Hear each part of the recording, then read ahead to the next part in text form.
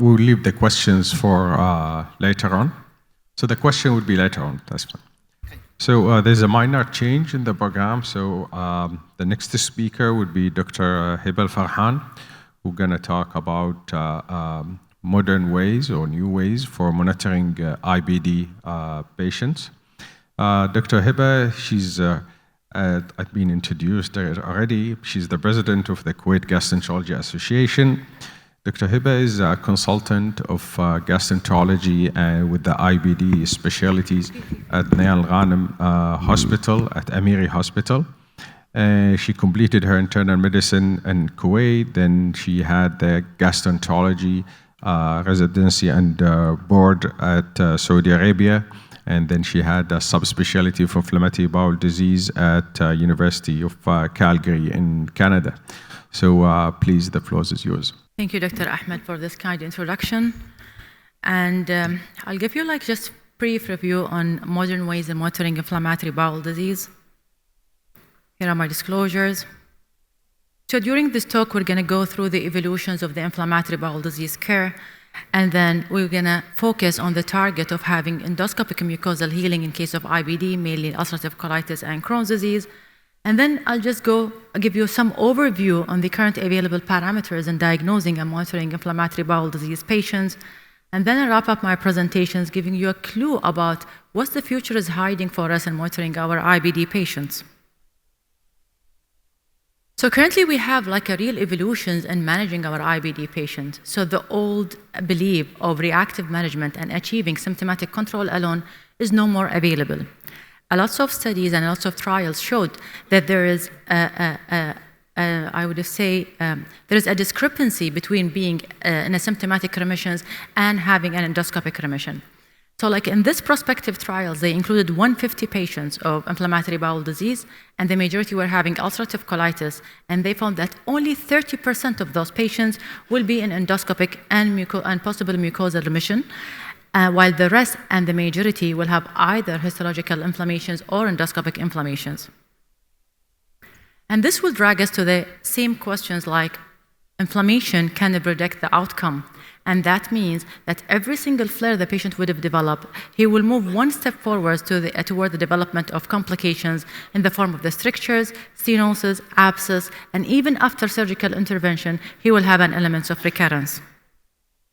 So our potential, and we're looking forward in controlling the disease activity, and in order to reach this, we have a window of opportunity to intervene. And the definition of this is by early diagnosis, early treatments, early control with the regular monitoring. So currently, as I said, we're no more following the symptomatic control. So we need to take a patient in a holistic approach. We have to clarify the disease and the disease severity. And after that, we need to control the symptoms of the patients, either with Crohn's or ulcerative colitis, and then to avoid giving the patient a steroid in a regular manner and keep the patient in a steroid-free remission.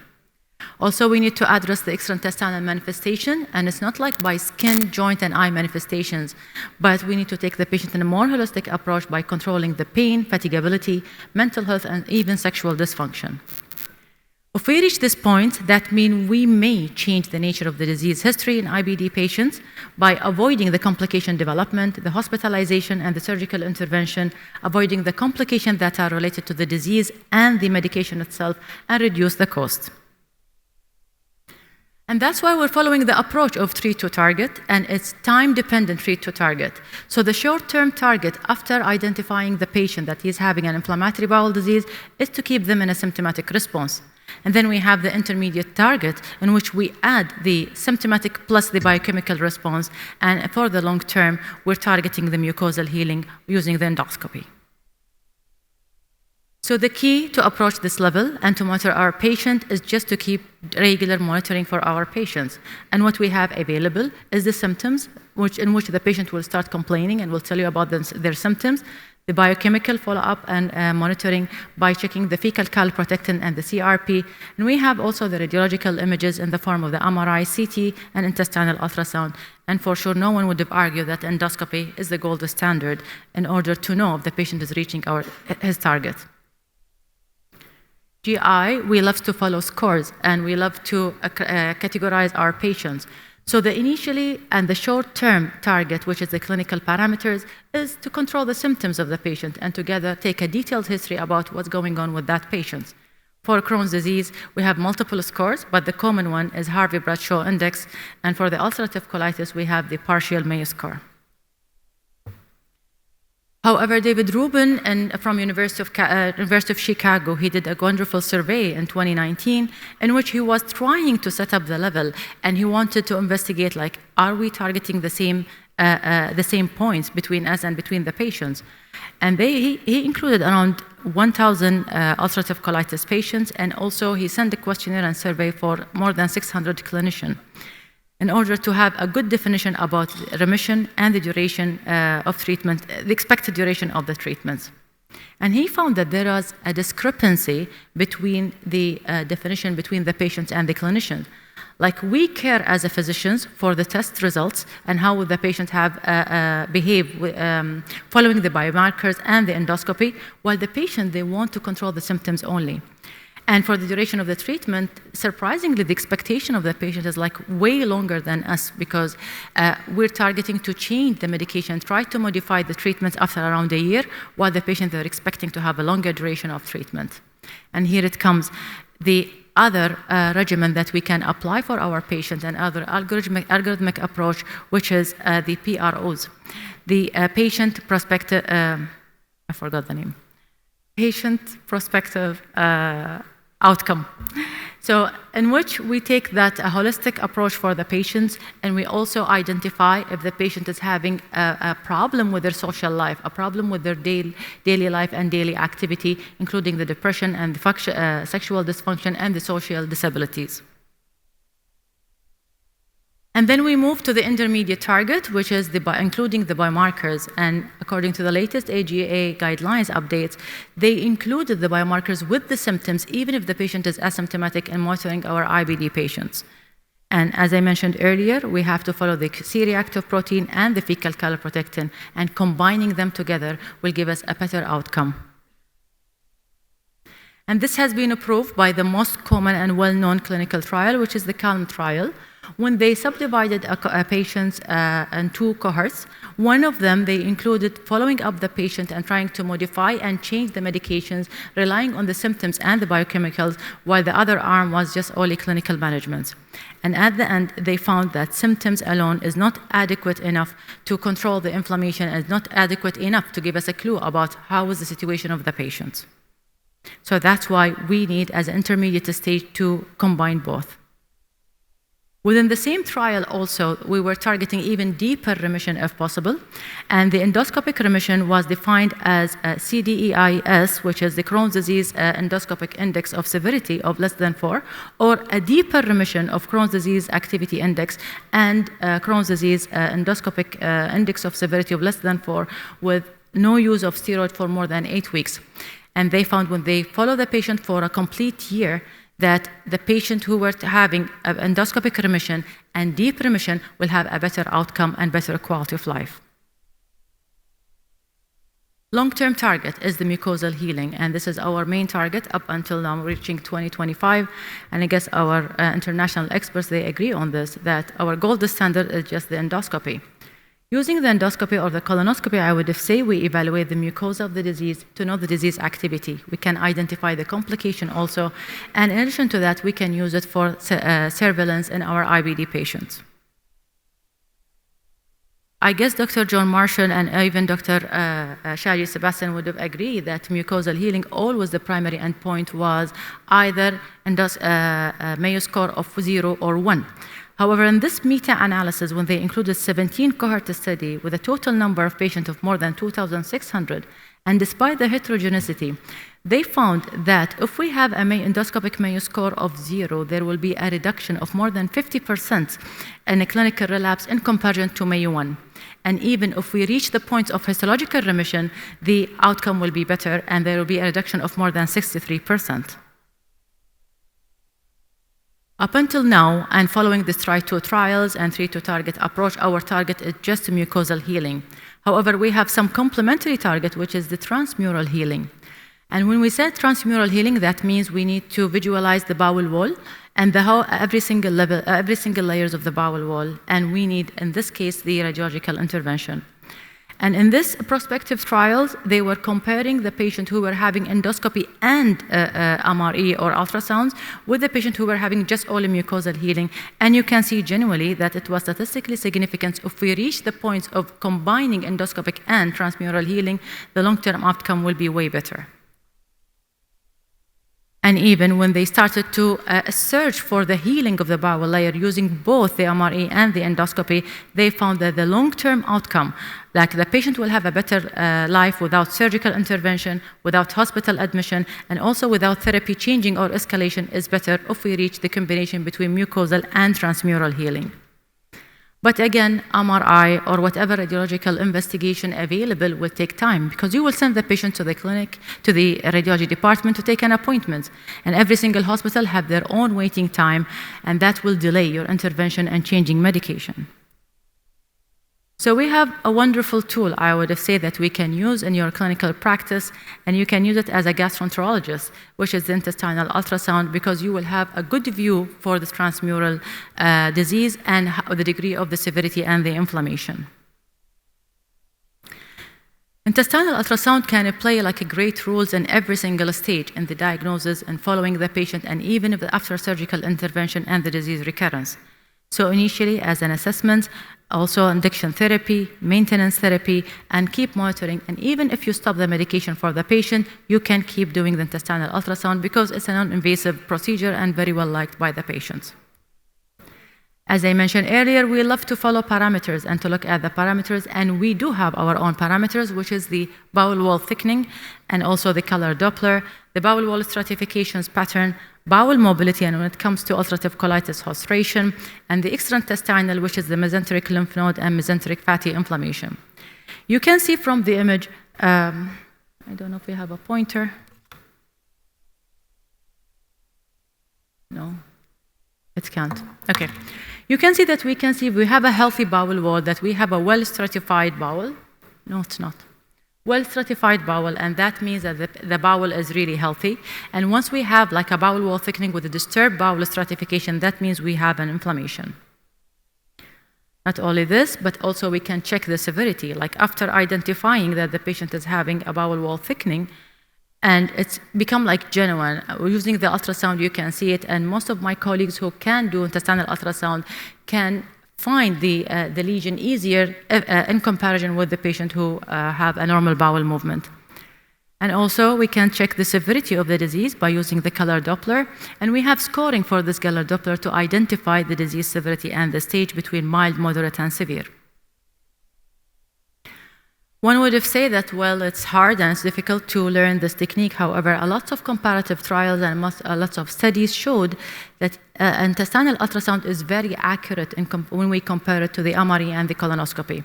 And with this study that has been published by Mariangela Aloca from Italy, she included 60 patients with Crohn's disease, and she found that the diagnostic accuracy of intestinal ultrasound is really high, and it's exceeding 91%, and it can identify even the complications, and sometimes if it's severe enough, we can identify the active ulcerations in the bowel with a high accuracy. IOS can identify also the complications. You can find the strictures in the form of the inflammation and fibrosis. You can find the fistula, and you can find inflammatory mass and abscesses, either abscesses or a phlegmon, and we have score and definition for every single complications. And it's a very accurate tool in identifying such a complications. And with this meta-analysis, they included more than 1,500 cases, and with a total number of more than 3,800 patients, they found that the sensitivity and specificity was high of the intestinal ultrasound in identifying strictures, inflammatory mass, and even fistula. This is from clinical practice, young female. She came with abdominal pain and hooking the ultrasound. Like you can see in the yellow circle that we have like a weird hypoechoic lesion. And at that time, I told her, well, you may have a fistula. And then when we compare it with the MRI, it was almost the same. If you just compare it, that we have like a multiple bowel lobes connected together. This patient went to the surgery, but again, the intestinal ultrasound can detect the postoperative recurrence. Using this tool, we have a cutoff point of measuring the bowel wall thickening, and once it exceeds 3 to 3.5, even in a postoperative recurrence, the sensitivity is really high, exceeding 90%, and specificity 84% with a high diagnostic accuracy. If you would like to know if the recurrence is moderate, mild, or severe, you can identify it by measuring the bowel wall thickening, and once it's more than 5 millimeters, that means that the patient is having a severe recurrence. This is an example of the postoperative recurrence in our patient. The patient, she came with, I would say, 3 months after the surgical intervention. She was having a bowel wall thickening. She was having some sort of disease activity, and this is her colonoscopy. We use intestinal ultrasound not only for Crohn's disease patients, however, also we can use it in our ulcerative colitis patients. And again, we have some parameters and criteria we do follow. So bowel wall thickening of more than 3 millimeters can identify colonic disease inflammation. And also, you can use it to monitor your patient, because once you start whatever medication, like biological agent or even steroids, like doing the scanning the patients again after a couple of weeks, you can see a significant reductions in the bowel wall movement if the patient starts to respond. Now we have a lot of undergoing studies and trials to investigate if intestinal ultrasounds can identify acute severe UC and can give us a clue in order to either send the patient to surgical intervention or give the patient salvage therapy.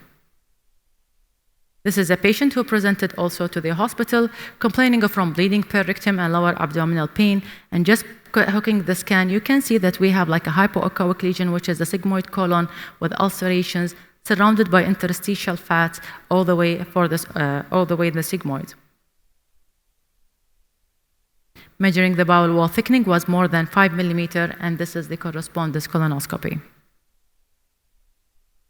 So personally, I believe that intestinal ultrasounds can be used to diagnose and monitor our IBD patients. However, the future may hide a lot of new things. So what about all of us, or I will say 70% of the people here in the room, maybe they're using a Fitbit. I don't know how many of you are wearing watches and how many like using the Apple Watch or the Fitbit. So we have like few trials, they were investigating the Fitbit measurements and correlated with the disease flare, in which they investigate the resting heart rate, the sleeping efficacy, and also how many times the patient would wake up. And this can be correlated with the disease activity. Also, as a point of care, we may give the patient like a portable intestinal ultrasound.